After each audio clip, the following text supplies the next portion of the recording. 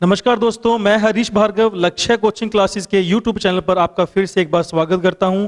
Hormone की series में ये हमारा सेकंड पार्ट है। तो चलिए शुरू करते हैं आज की क्लास बिल्कुल सिंपल और आसान भाषा में। पर उससे पहले आपसे फिर से एक बार निवेदन है कि इस वीडियो को लाइक करें, ज़्यादा से ज़्यादा शेयर करें और इस यूट्यूब चैनल को सब्सक्राइब करें। चलिए, लास्ट क्लास में हमने हार्मोन टॉपिक स्टार्ट किया था, जिसके अंदर हमने कई सारी एंडोक्राइन ग्लैंड या अंतःस्रावी ग्रंथियों को नोटिस किया था और उन सब में से अग्नाशय ग्रंथि को हमने डिस्कस भी किया था कि इसमें से कौन सा हार्मोन निकलता है। जैसे हमने पढ़ा कि इसमें से इंसुलिन हार्मोन निकलता है। हमने पढ़ा कि इंसुलिन हार्मोन के क्या क्या कार्य होते हैं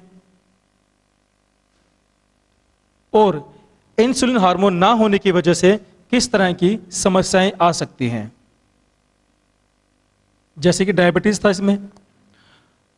आज हम पढ़ेंगे पीयूष ग्रंथि या पिट्यूटरी ग्लैंड के बारे में कि इसमें से कौन सा हार्मोन निकलता है, वो क्या कार्य करता है और उसके ना होने की वजह से किस तरह की प्रॉब्लम आ सकती है। ठीक है दोस्तों, पर पिट्यूटरी ग्लैंड पढ़ने से पहले मैं आपके साथ एक टॉपिक पे डिस्कस करना चाहूंगा जो हम लास्ट क्लास में नहीं कर पाए थे, और वो है डायबिटीज।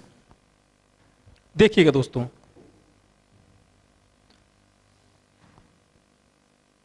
हमने देखा था कि अग्नाशय ग्रंथि के अंदर एक पार्ट होता है बीटा सेल्स, बीटा कोशिकाएं, जहां से इंसुलिन हार्मोन निकलता है।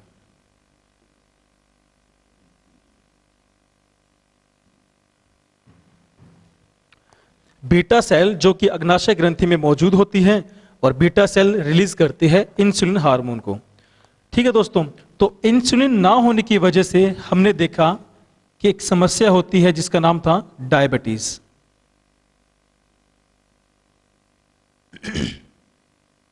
पूरा नाम डायबिटीज मेलिटस और शॉर्ट में कहें तो डीएम। आज दोस्तों मैं आपको सिर्फ डायबिटीज मेलिटस के दो प्रकार के बारे में बताना चाहता हूं जो लास्ट क्लास में हमारा रह गया था। ठीक है दोस्तों, तो पहला इसका टाइप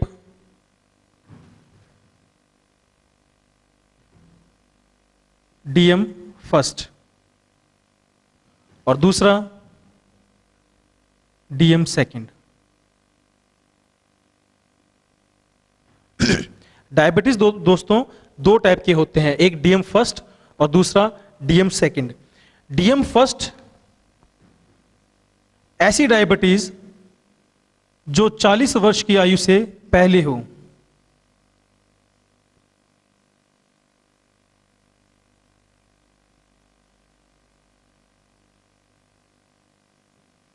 वहीं डायबिटीज मेलिटस सेकंड ऐसी डायबिटीज जो 40 वर्ष की आयु के बाद हो।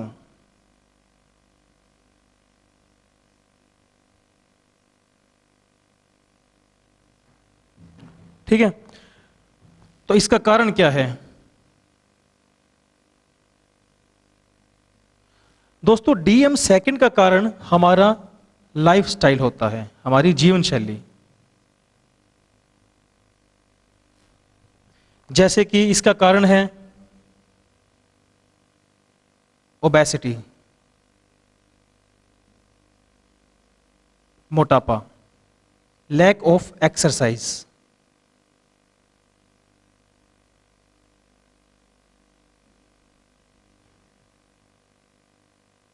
अधिक मात्रा में अल्कोहल या ड्रिंक करना, एंड लास्ट इज स्मोकिंग। और इसी तरह आगे और भी कई सारी एक्टिविटीज हैं जो हमें अवॉइड करनी चाहिए, बट हम इन पे ध्यान नहीं देते। अब अगर हम खाने पीने पे ध्यान ना दें, एक्सरसाइज ना करें, अल्कोहल और स्मोकिंग को अवॉइड ना करें, तो उसकी वजह से प्रॉब्लम होती है डायबिटीज मेलिटस सेकंड की। ठीक है दोस्तों, मतलब कि हमारा जीने का तरीका सही ना हो तो उसकी वजह से डीएम सेकंड होती है। वहीं अगर कारण देखें हम डीएम फर्स्ट का, तो पहली बात तो यह कि डीएम फर्स्ट जेनेटिक है, अनुवांशिक है। ग्रैंडफादर से फादर में और आगे बच्चों में। ठीक है दोस्तों, तो इसका कारण क्या है? इसका कारण यह है कि इन जैसे पेशेंट्स के अंदर बीटा सेल डैमेज हो जाती है। बीटा सेल डैमेज हो जाती है, तो हमें पता है कि बीटा सेल से क्या निकलता है? Insulin hormone. अब जब बीटा सेल ही नहीं है, डैमेज हो चुकी है, तो क्या इंसुलिन हार्मोन बन पाएगा? नहीं। और उसी वजह से जो प्रॉब्लम होती है वो होती है DM first, diabetes mellitus first. तो ऐसे में समाधान क्या करें?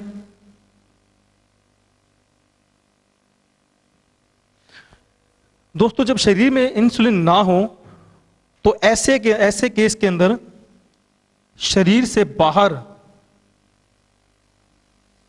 के बाहर से इंसुलिन प्रोवाइड की जाती है।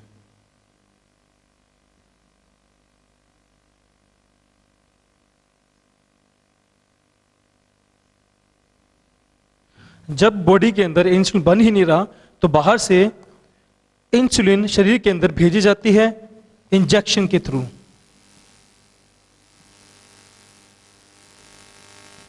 मतलब कि ऐसे पेशेंट में इंसुलिन के इंजेक्शन लगते हैं ताकि इंसुलिन में पहुंच सके और डायबिटीज को कंट्रोल कर सके। और वहीं अगर इसका समाधान देखें तो वो तो अपने सामने दिख ही रहा है कि अगर हम खाने पीने पे ध्यान दें, हम एक्सरसाइज करें, अल्कोहल ड्रिंक से दूर रहें, स्मोकिंग से दूर रहें, तो डायबिटीज से भी निजात पा सकते हैं। अब दोस्तों, मैंने एक बात कही कि इसके अंदर इंसुलिन के इंजेक्शन लगाए जाते हैं ताकि इंसुलिन को बॉडी में इंजेक्ट किया जा सके। इसीलिए DM फर्स्ट को एक नाम दिया गया, इंसुलिन डिपेंडेंट DM। मतलब ऐसी डायबिटीज जो इंसुलिन पे डिपेंड करती है। और वहीं सेकंड केस में देखें तो इंसुलिन बॉडी के अंदर होता है पर वो इन सब एक्टिविटी की वजह से अच्छे से काम नहीं कर पाता, इसीलिए इसे कहा जाता है इंसुलिन इंडिपेंडेंट।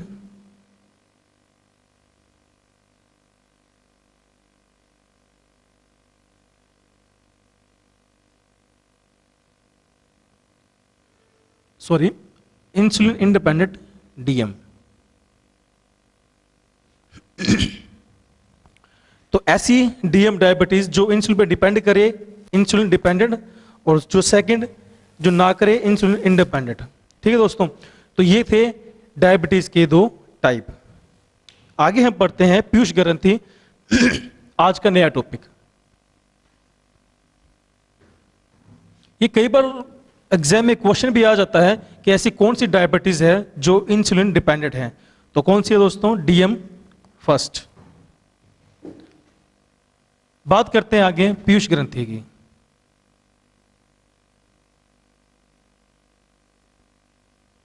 सबसे छोटी और सबसे powerful gland in our body. अगर दोस्तों इसकी स्ट्रक्चर की बात करूं तो बहुत ही सिंपल सी स्ट्रक्चर है।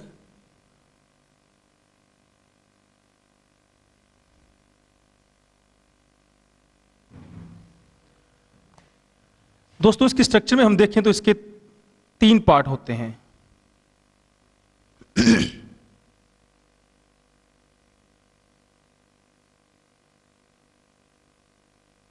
इसकी स्ट्रक्चर देखें तो हम देखते हैं कि इसके अंदर 3 पार्ट हैं, 1, 2 एंड 3, और इन पार्ट्स को बोला जाता है लोब। हिंदी में कहें तो पाली। और इन तीनों लोब का अलग अलग नाम है। जो सबसे पीछे की तरफ है इसे कहा जाता है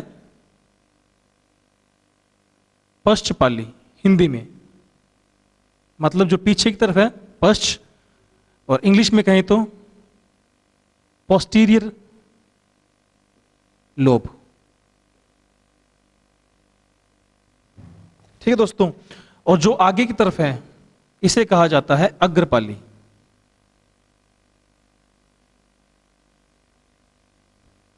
एंटीरियर लोब।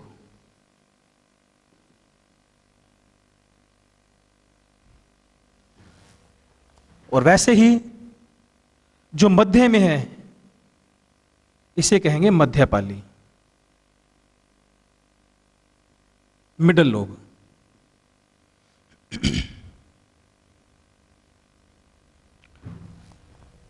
अब दोस्तों हमें मतलब है पीयूष ग्रंथि के अंदर उन पार्ट से, उन हिस्सों से जहां से हार्मोन निकलता है, बाकी हमें इसकी स्ट्रक्चर के बारे में ज्यादा नहीं पढ़ना है। अब हमने मतलब है हार्मोन से, हार्मोन इन्हीं लोब से निकलते हैं।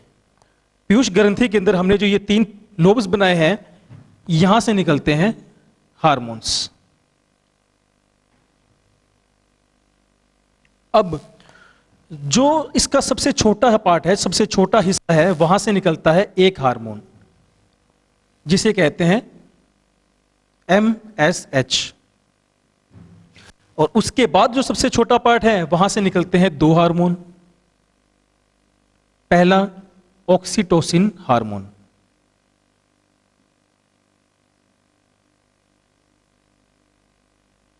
And second is ADH। और जो सबसे बड़ा पार्ट है पीयूष ग्रंथि का, वहां से निकलते हैं 5 हार्मोन। पहला prolactin hormone,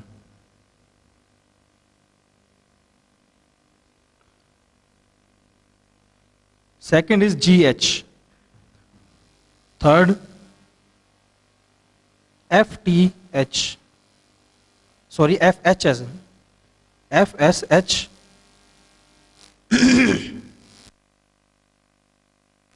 TSH and last is LH। अब दोस्तों MSH, ADH शॉर्ट फॉर्म में लिखे गए हैं। इनके पूरे नाम मैं अभी नहीं बताऊंगा। जब हम आगे एक एक करके इन सब हार्मोन को स्टडी करेंगे, तब वहां पर आपको पता लग जाएगा कि FSH या TSH इनको ऐसे नाम क्यों दिए गए हैं, और इसीलिए वहीं पे इसकी फुल फॉर्म लिखी गई है। ठीक है दोस्तों, अब हम पढ़ते हैं इन हार्मोन को एक एक करके। तो सबसे पहले हम शुरू करेंगे पोस्टीरियर लैब से निकलने वाले ऑक्सीटोसिन हार्मोन की।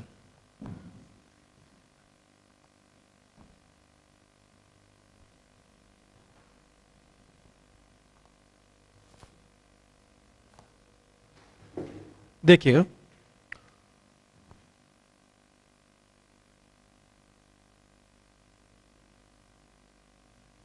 पोस्टीरियर लोब और यहां से निकले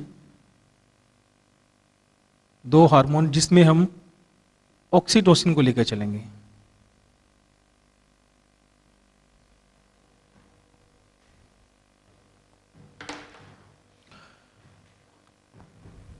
देखना दोस्तों, जितने भी हम हार्मोन पढ़ेंगे, सबके 1 या 2 फंक्शन होंगे।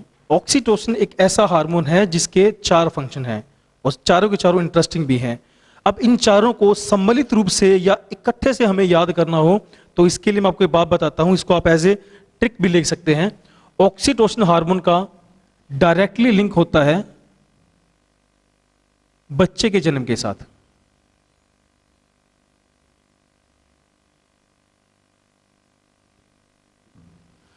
ऑक्सीटोसिन हार्मोन का डायरेक्टली लिंक होता है बच्चे के जन्म के साथ, और 4 स्टेप ऐसे होते हैं जो इससे लिंक रखते हैं। जैसे पहला प्रसव,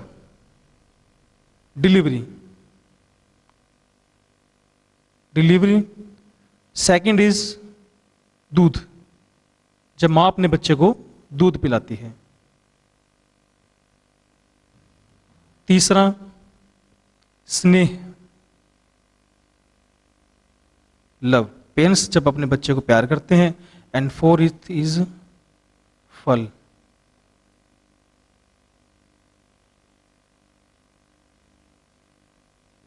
फ्रूट्स। हम ये कह सकते हैं कि जब भी हॉस्पिटल में कोई मिलने आता है तो अपने साथ फ्रूट्स लेकर आते हैं। अब दोस्तों ये 4 स्टेप मैंने यहां लिखे हैं जिनका डायरेक्टली लिंक होता है बच्चे के जन्म के साथ, और इसका लिंक होता है ऑक्सीटोसिन हार्मोन के साथ। इसका मतलब ये हुआ, ये चारों के चारों स्टेप ऑक्सीटोसिन हार्मोन की वजह से ही होते हैं।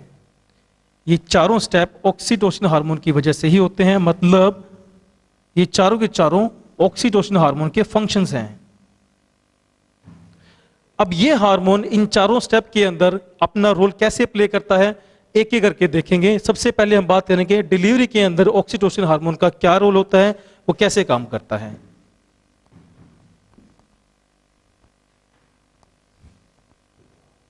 ठीक है दोस्तों, तो पहले सबसे प्रसव, डिलीवरी।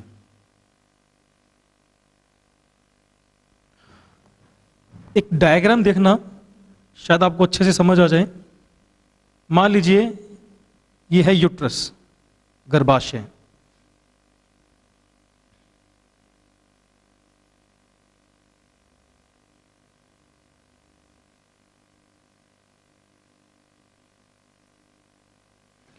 और यहां है एक बेबी। अब डिलीवरी के समय क्या होता है, गर्भाशय का ऊपर का जो हिस्सा है वो अंदर की तरफ कॉन्ट्रैक्ट होता है, अंदर की तरफ संकुचित होता है। क्यों? ताकि बच्चे पे फोर्स लग सके और बच्चा बाहर आ सके। मतलब डिलीवरी के लिए क्या जरूरी है, ये संकुचन। संकुचन होगा तभी डिलीवरी होगी। अब ये जो संकुचन है ये होता है ऑक्सीटोसिन हार्मोन की वजह से ही। ठीक है दोस्तों, तो डिलीवरी में ऑक्सीटोसिन हार्मोन क्या करता है, ये संकुचन का काम करता है। हम यहां लिख सकते हैं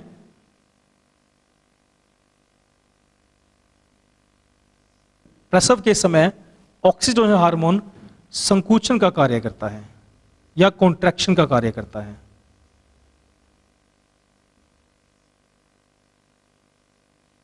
ताकि बच्चे का जन्म संभव हो सके, पहली बात तो ये।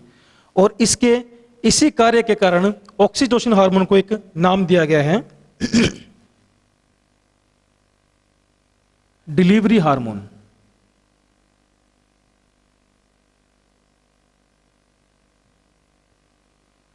प्रसव हार्मोन।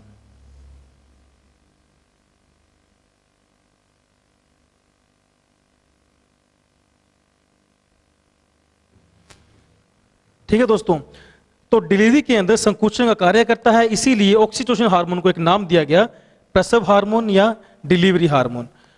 अब सोच के देखिए जरा कि ऑक्सीटोसिन हार्मोन की अगर कमी हो जाए तो संकुचन ढंग से नहीं हो पाएगा और डिलीवरी में प्रॉब्लम आ सकती है, बच्चे के जन्म में समस्याएं आ सकती है। सेकंड हम देखेंगे दूध, कि मिल्क के अंदर ऑक्सीटोसिन हार्मोन अपना क्या रोल प्ले करता है।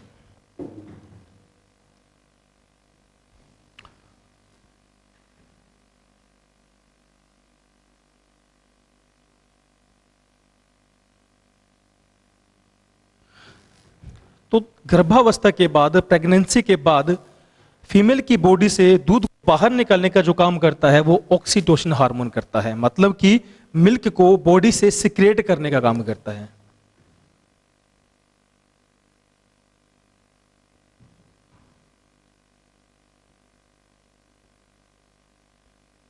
मिल्क या दूध को बाहर निकालने का काम करता है।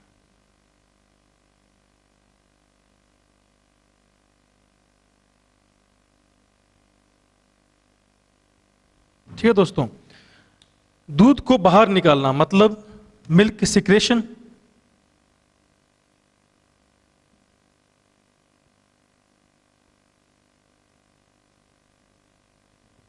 मिल्क सिक्रेशन प्रोसेस होती है किसकी वजह से, ऑक्सीटोसिन हार्मोन की वजह से। और इसीलिए इसकी इस खूबी की वजह से ऑक्सीटोसिन हार्मोन को एक और भी नाम दिया गया है और वो है मिल्क सिक्रेशन हार्मोन।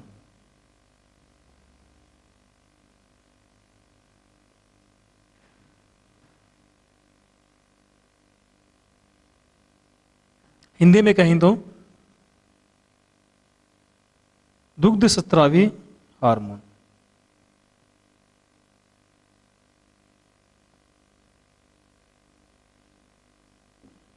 ठीक है दोस्तों, सिक्रेशन का अर्थ मैंने आपको पहले ही बताया था, सिक्रेशन का शाब्दिक अर्थ होता है निकालना। मिल्क सिक्रेशन मतलब दूध निकालना। ऐसे हार्मोन जो मिल्क को सिक्रेट करने का काम करते हैं बॉडी से, उसे कहते हैं मिल्क सिक्रेशन हार्मोन। और जो कौन है, ऑक्सीटोसिन हार्मोन। और इसके कारण मवेशियों में इनका इस्तेमाल किया जाता है, मवेशियों में इस हार्मोन का इस्तेमाल किया जाता है, कैटल्स। मवेशी मतलब दोस्तों जो ऐसे पशु जो दूध देते हैं, ठीक है। तो उन पशुओं में इन हार्मोन का इस्तेमाल किया जाता है ताकि वो ज्यादा से ज्यादा दूध दें। तो मवेशियों के अंदर ऑक्सीटोसिन हार्मोन के इंजेक्शन लगाए जाते हैं।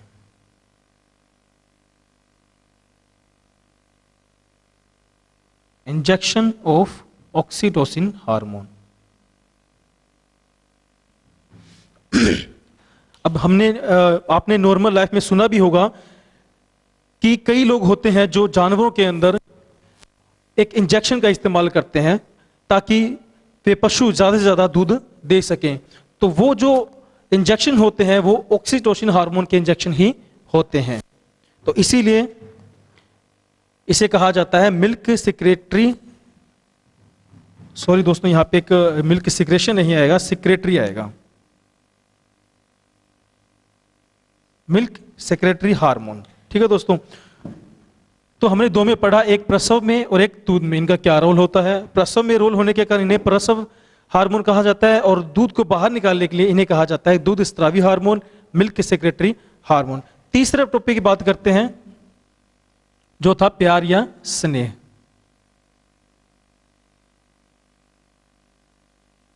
लव। दोस्तों किसी भी इंसान के अंदर भावनाओं के लिए जिम्मेदार होता है ये।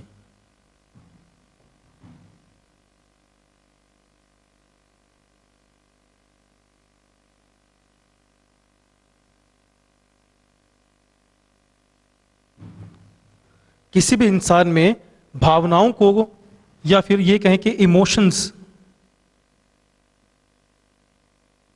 इमोशंस के लिए जिम्मेदार होता है ऑक्सीटोसिन हार्मोन। जैसे कि हम कह देते हैं सुख दुख,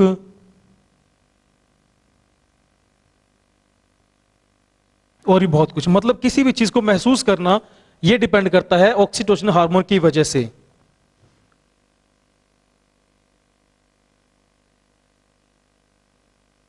अब ऑक्सीटोसिन हार्मोन जिसके अंदर जितना ज्यादा होगा उसके अंदर फीलिंग्स उतनी ज्यादा होगी, उसके अंदर ये महसूस करने की जो क्षमता है उतनी ज्यादा होगी।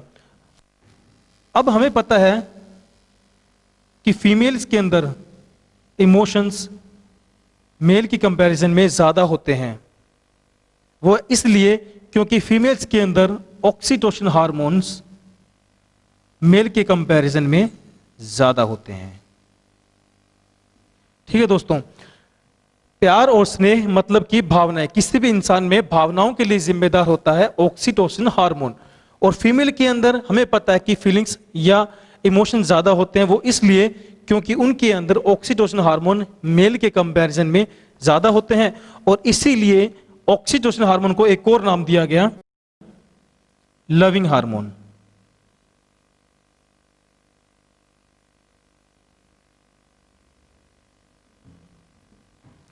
ठीक है दोस्तों, तो प्यार और स्नेह के कारण ऑक्सीटोसिन हार्मोन को एक नाम दिया गया लविंग हार्मोन। आगे बढ़ते हैं, एक फोर्थ हमारा स्टेप था फल।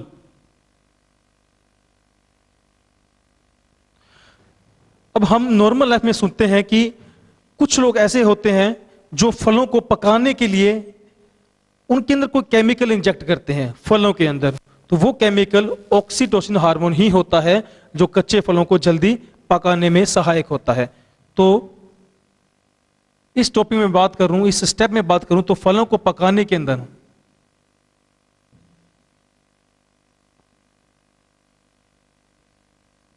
ऑक्सीटोसिन हार्मोन का इस्तेमाल होता है। पर दोस्तों इससे काफी नुकसान भी होता है। जैसे मान लीजिए कोई एक फल है,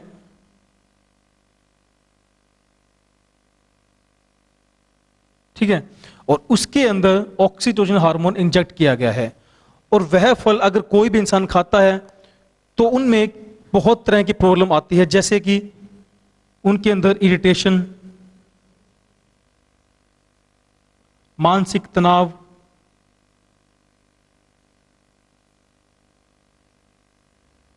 बीपी की प्रॉब्लम, इन जैसी प्रॉब्लम आ जाती है। अब अगर ये इस तरह के फल कोई प्रेग्नेंट लेडी या गर्भवती महिला खाती है तो उनके अंदर क्या होगा, इस हार्मोन की अमाउंट बढ़ जाएगी, ऑक्सीजन हार्मोन उनके अंदर शरीर के अंदर बढ़ जाता है। और हमें पता है कि डिलीवरी के अंदर संकुचन का कार्य कौन करता है, ऑक्सीटोसिन हार्मोन। तो मतलब डिलीवरी 9 मंथ में होती है और जब ऑक्सीटोसिन उनके अंदर बढ़ जाता है तो 9 मंथ से पहले ही उनके अंदर डिलीवरी पेन शुरू हो जाता है, क्योंकि उनके अंदर ऑक्सीटोसिन की मात्रा बढ़ जाती है। इसीलिए ऑक्सीटोसिन हार्मोन को फलों में इंजेक्ट करने से रोका जाता है। तो हमने इनके 4 फंक्शन पढ़े, ऑक्सीटोसिन हार्मोन के हमने 4 फंक्शन पढ़े।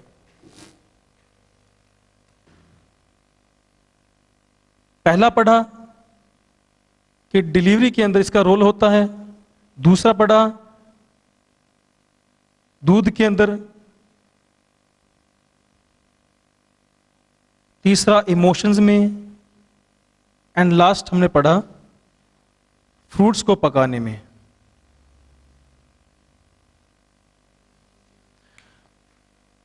अब प्रसव में यह सहायता करता है, इसीलिए इसे कहा जाता है डिलीवरी हार्मोन। मिल्क के अंदर इसलिए इसे कहा जाता है मिल्क सेक्रेटरी हार्मोन। इमोशंस के लिए जिम्मेदार होते हैं, इसीलिए इन्हें कहा जाता है लविंग हार्मोन। तो दोस्तों ये कंप्लीट होता है हमारा ऑक्सीटोसिन हार्मोन। आगे पढ़ते हैं एडीएच हार्मोन के बारे में। तो अब हम बात करते हैं पीयूष ग्रंथि के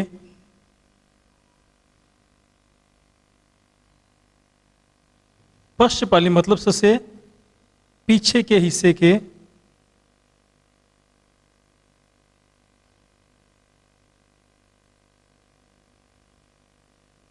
तो पीयूष ग्रंथि की पोस्टीरियर लोब से जो हार्मोन निकलता है, हमने 2 पढ़े, पहला ऑक्सीटोसिन और दूसरा हम अब पढ़ेंगे एडीएच। देखिए दोस्तों, एडीएच क्या होता है और ये कैसे वर्क करता है।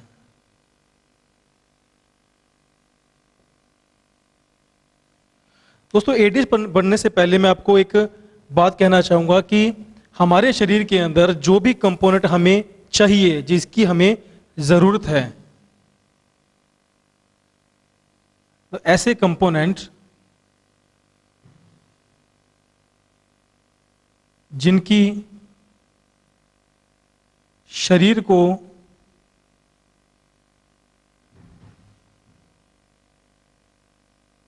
जरूरत होती है, वो कंपोनेंट अल्टीमेट जाएंगे हमारे ब्लड वेसल के अंदर, मतलब रक्त में मिलेंगे, ताकि रक्त में मिलकर वो पूरी बॉडी में फैल सके। और कुछ ऐसे कंपोनेंट जिनके शरीर को जरूरत नहीं होती,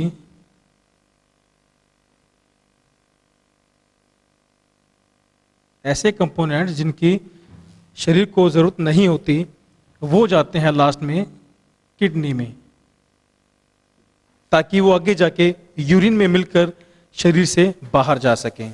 ठीक है दोस्तों, तो ये 2 बात आप याद रखना। अब सबसे मेजर कंपोनेंट की बात करते हैं। हमारे शरीर को जो सबसे ज्यादा जरूरत होती है जिसकी, वो है वाटर, जल।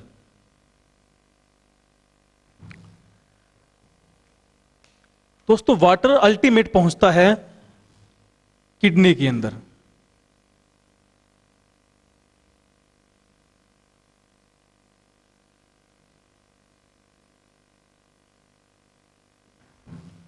वाटर अल्टीमेट पहुंचता है किडनी के अंदर, और किडनी में क्या होता है, यूरिन फॉर्मेशन, मूत्र का निर्माण होता है, और अल्टीमेट वाटर यूरिन के साथ मिलकर हमारे शरीर से बाहर चला जाता है। बट वाटर की जरूरत तो हमारी बॉडी को लगभग रहती ही है। ठीक है दोस्तों, और मैंने एक बात कही थी कि जिस भी कंपोनेंट को, जो ऐसा कंपोनेंट जो हमारे शरीर के लिए जरूरी है, उसे कहां पर ले जाना है, उसे लेकर जाना है ब्लड वेसल के अंदर। मान लीजिए ये है ब्लड वेसल,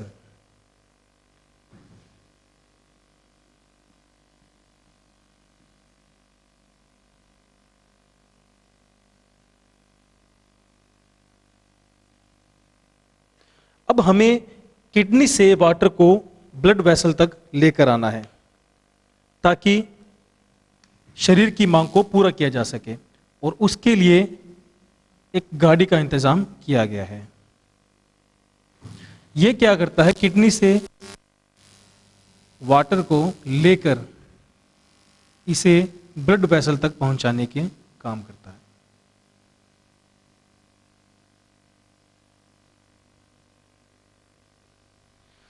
देखना दोस्तों, पानी की जरूरत हमारी बॉडी को लगभग रहती ही है, और हमें पता है जल कहाँ है, किडनी में, और हमारी बॉडी में लगातार इसकी मांग बढ़ती रहती है। इसीलिए एक गाड़ी ऐसी बनाई गई है जो किडनी से वाटर को लेकर इसे ब्लड वेसल तक पहुंचाने का काम करती है, और इसी गाड़ी का नाम है ADH। तो मतलब अगर मैं कहूं कि इस ADH का कार्य क्या हुआ, ADH का कार्य हमारे शरीर में क्या हुआ, किडनी से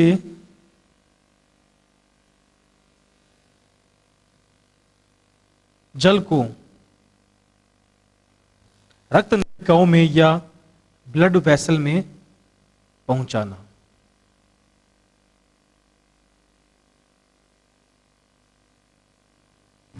और इसका फायदा क्या, इसका फायदा यह भी ताकि जल की हानि को कम किया जा सके।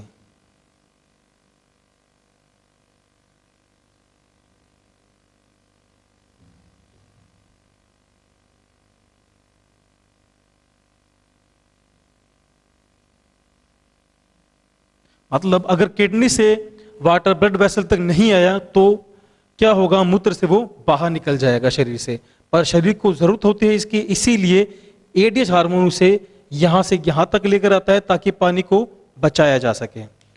अब क्या होगा कि ये हार्मोन अगर हमारी बॉडी में ना हो या फिर कम हो। दोस्तों एक और बात है, ये हार्मोन यहां से पानी 10 से लेकर 15% के बीच में लेकर आता है। ये मैं बताना भूल गया था, 10 से 15% वाटर को किडनी से ब्लड वेसल तक पहुंचाता है। अब क्या हो कि ADH हार्मोन ना हो हमारी बॉडी में, तो क्या होगा, ऐसी गाड़ी जो पानी को यहां से यहां तक लेकर आती है, अगर वो नहीं हो तो किडनी के अंदर पानी की मात्रा बढ़ जाएगी, और उससे क्या होगा, हमारी किडनी के अंदर यूरिन फॉर्मेशन उतना ज्यादा हो, मतलब इंसान व्यक्ति जिसके अंदर ADH नहीं होगा वो बार बार बाथरूम करने जाएगा, उसके अंदर एक प्रॉब्लम होती है जिसे हम डिस्कस करते हैं।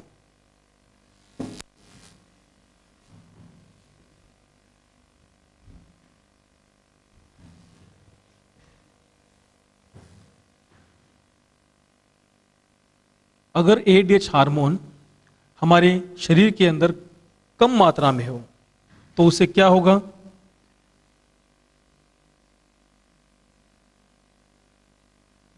किडनी में जल की मात्रा बढ़ जाएगी।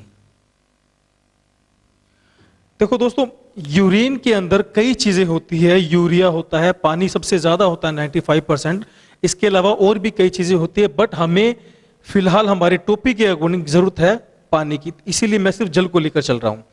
तो ADH हार्मोन की अगर कमी से किडनी के अंदर जल की मात्रा बढ़ जाएगी, जिससे क्या होगा, यूरिन की मात्रा बढ़ जाएगी, और यूरिन की मात्रा बढ़ने को ही कहते हैं डाई यूरिया, मतलब यूरिन की मात्रा डबल होना। यह एक तरह की प्रॉब्लम होती है जिसके अंदर इंसान या व्यक्ति बार बार बाथरूम के लिए जाता है। तो कौन सी प्रॉब्लम हुई, डाई यूरिया। अब मैं बात करता हूं, अगर ADH हार्मोन हमारे शरीर में नॉर्मल कंडीशन में है तो क्या होगा, तो किडनी में जल की मात्रा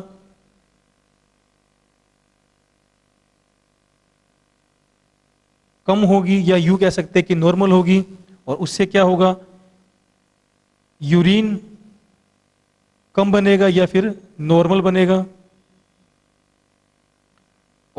इस और ये जो शब्द है यूरिन कम बनेगा या नॉर्मल बनेगा, इसका मतलब डाई यूरिया जो प्रॉब्लम थी उसका अगेंस्ट होगा। तो मतलब कि एंटी डाई यूरिया कंडीशन आ जाएगी। यहां पे डाई यूरिया कंडीशन थी और यहां पे सब कुछ नॉर्मल है, तो एंटी डाई यूरिया कंडीशन आ जाएगी। और इसी वजह से इस हार्मोन को कहा जाता है, एडीएच हार्मोन को एक नाम दिया गया है एंटी डाईयूरेटिक हार्मोन, और शॉर्ट में कहूं तो ADH। इसीलिए मैं आपको कह रहा था कि इसकी फुल फॉर्म फिलहाल अभी ना करके हम बाद में जब इसको डिस्कस करेंगे तब कर लेंगे। तो ADH का मीनिंग क्या हुआ? एंटी डाईयूरेटिक हार्मोन, मतलब ऐसा हार्मोन जो डाईयूरिया जैसी समस्याओं को समाप्त कर सके, उनके अपोज चले, इसीलिए इसे कहा जाता है एंटी डाईयूरेटिक हार्मोन।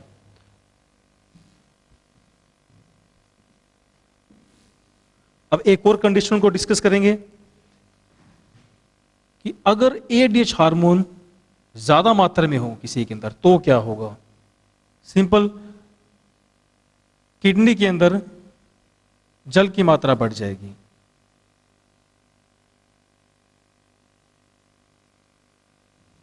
किडनी में जल की मात्रा बढ़ गई, सॉरी ADH अगर ज्यादा है तो किडनी में जल की मात्रा बहुत कम हो जाएगी, जिसकी वजह से क्या होगा, ब्लड वेसल के अंदर जल की मात्रा ज्यादा होगी। और इसका मतलब यह होता है कि पानी की वेस्टेज कम होगी, क्योंकि पानी सारा की सारा, लगभग सारा नहीं, लगभग ब्लड वेसल की तरफ आ रहा है। तो इसका मतलब व्यक्ति को प्यास बहुत कम लगेगी। जिसके अंदर एडिश हार्मोन ज्यादा होता है उसकी किडनी के अंदर पानी कम होगा, क्योंकि एडिश हार्मोन सारा पानी लगभग ब्लड वेसल के अंदर ले आता है, जिसकी वजह से प्यास नहीं लगी, शरीर के अंदर पानी की मात्रा नॉर्मल बनी रहेगी या नॉर्मल से थोड़ी ज्यादा बनी रहेगी। और इसीलिए हमने देखा होगा कि मरुस्थलीय क्षेत्र के अंदर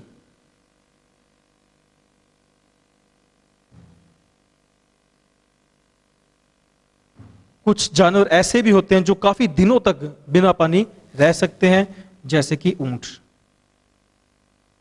क्यों रह सकते हैं?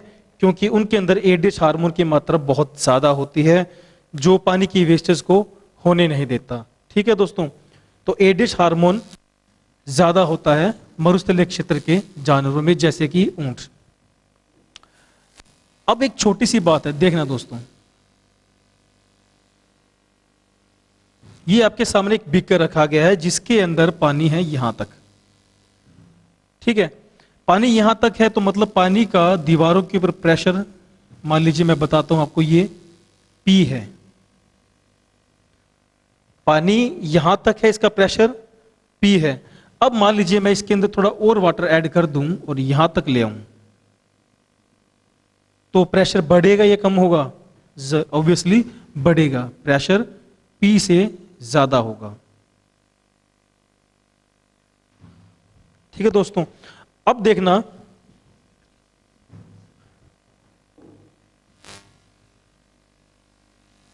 ब्लड वेसल के अंदर,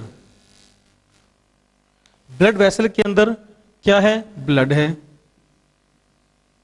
और इस ब्लड का इसकी दीवारों पर एक प्रेशर लगता है,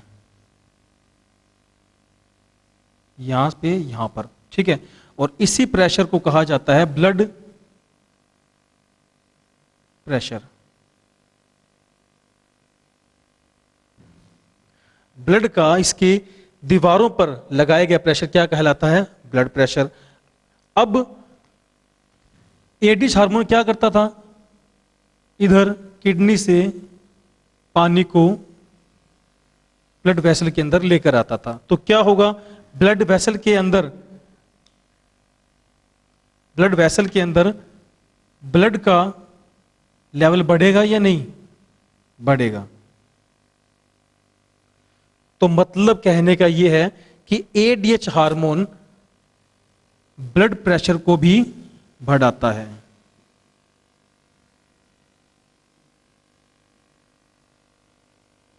क्यों बढ़ाता है? क्योंकि वो किडनी से वाटर को ब्लड वेसल में लेकर आ रहा है और इसका लेवल बढ़ रहा है, बढ़ेगा तो प्रेशर भी बढ़ेगा। तो क्या एडीएच हार्मोन ब्लड प्रेशर को बढ़ाता है और इसीलिए एडीएच हार्मोन को एक नाम दिया गया है वैसोप्रेसिन।